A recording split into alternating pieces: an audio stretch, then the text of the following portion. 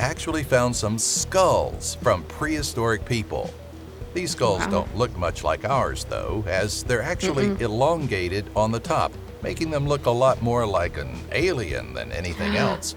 They've since found more human remains, but these skulls were the very first to be found.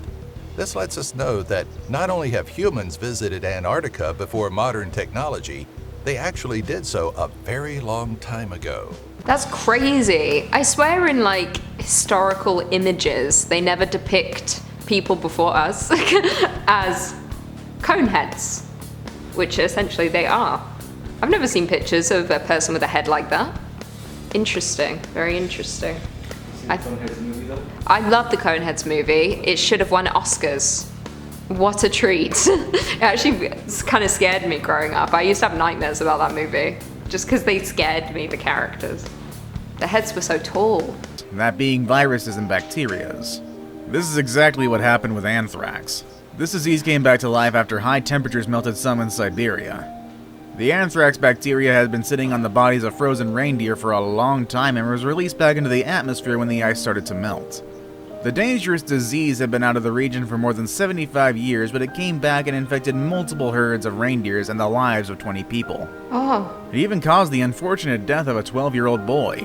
So if you ever find yourself near regions where ice is melting, keep in mind that some diseases might be released around you without you even noticing. That's crazy. I had no idea. That's actually the most interesting piece of information I've received in quite some time.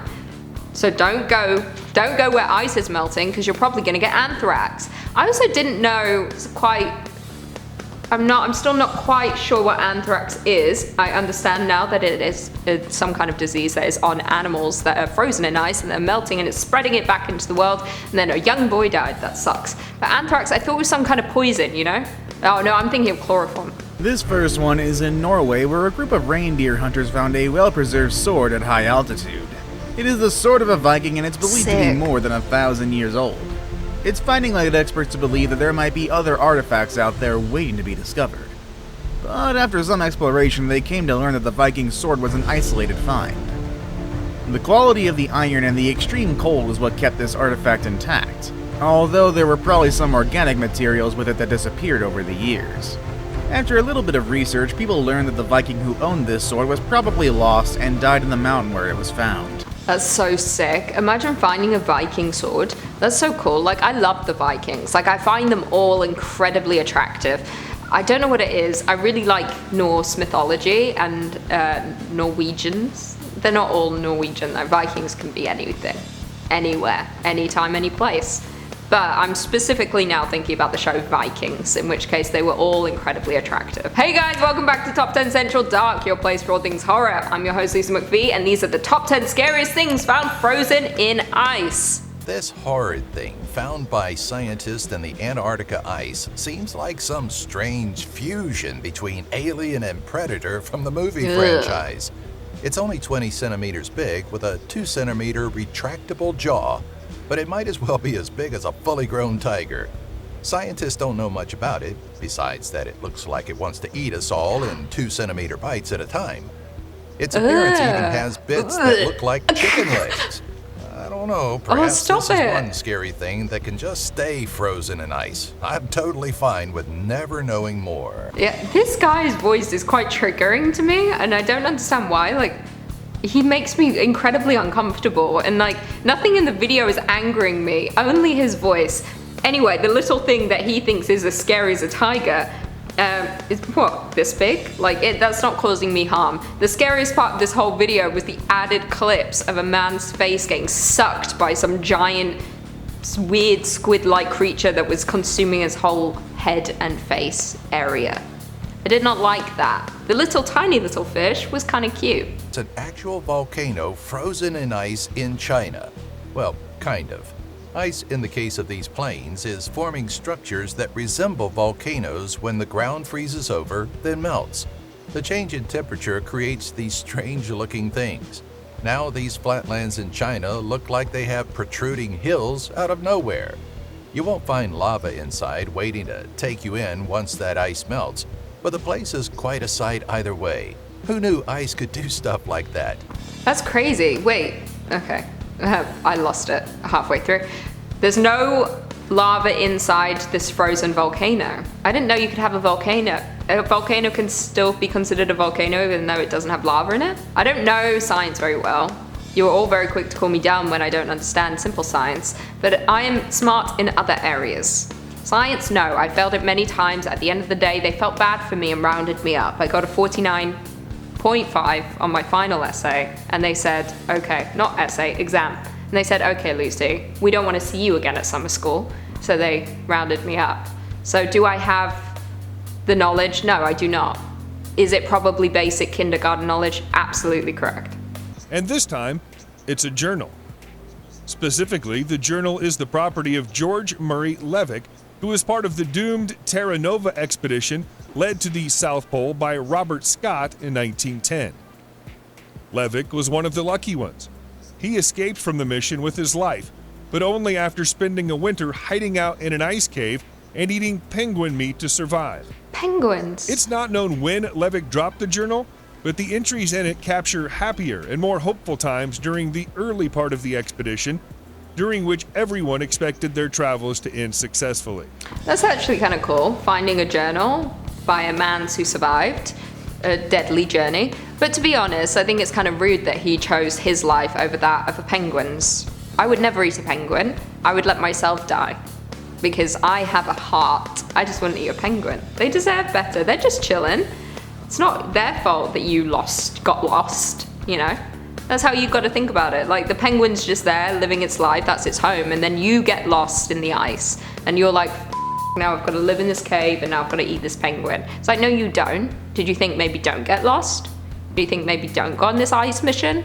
Maybe stay home? The existence of liquid water shouldn't have been possible. The only possible explanation was that the water was incredibly salty and ran a long way deep below the surface. Anja theorized that salt from the bedrock was being leached by the mineral halite and melting the ice directly above it, thus creating a salt lake that sealed off from the rest of the world. Scientists believe that this may be how liquid water exists on Jupiter's moon, Europa, meaning that land below Canada's ice is like an alien world. Okay, salt water below Canada's frozen ice. People explained this to me in the comments not long ago because I was like, how is there a river in the ocean? You know, remember that conversation? It's to do with salt water and open water. They told me.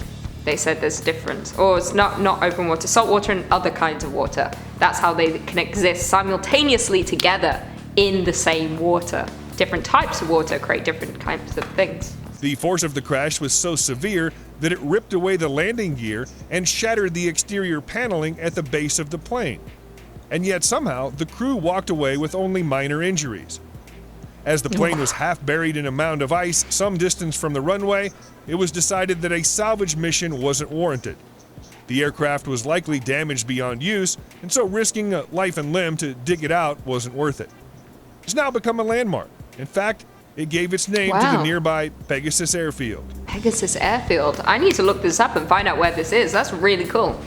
It's kind of like, but also not at all, like the movie The Grey, starring Liam Neeson, where he's an Alaskan man's and he's on a plane with other Alaskan men's and they crash and then they all get eaten by wolves. The end. Spoiler. Where is it? Alaska? Scariest was the name of a ship holding an expedition to Antarctica which crashed and sank. Since then, several expeditions had attempted to find it but failed. However, in 2018, more technology was brought in as backup and was still going on until the researchers found that they ran a high risk of becoming stuck in the ice just like the Endurance did over 100 years before, and so had to give up the search and walk away empty-handed. Quite sad, as it could have been very interesting and pretty nostalgic to bring up the old fallen ship, just like in Titanic. This guy's voice, just like in Titanic.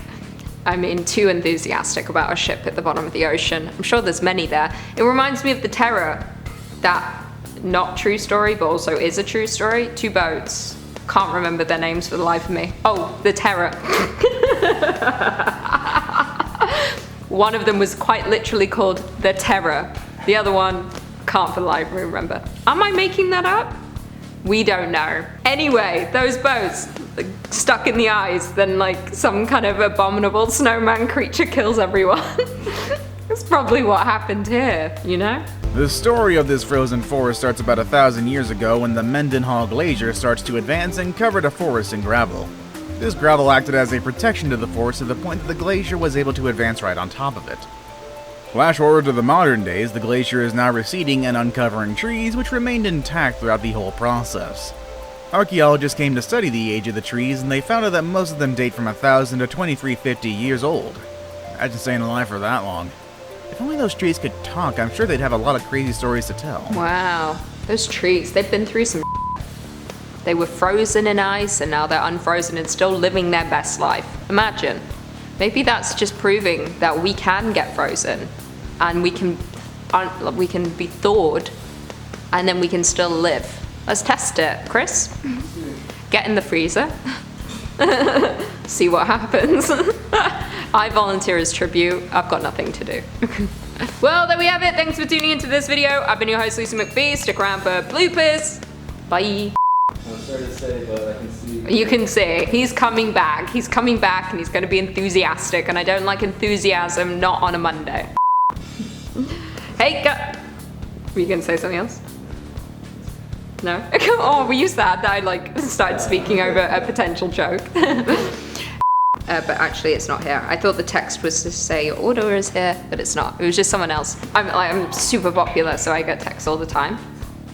I don't, which is why I get so excited. I'm like, who is it? Oh, sick. It's a band. This is what's freezing in ice. This band.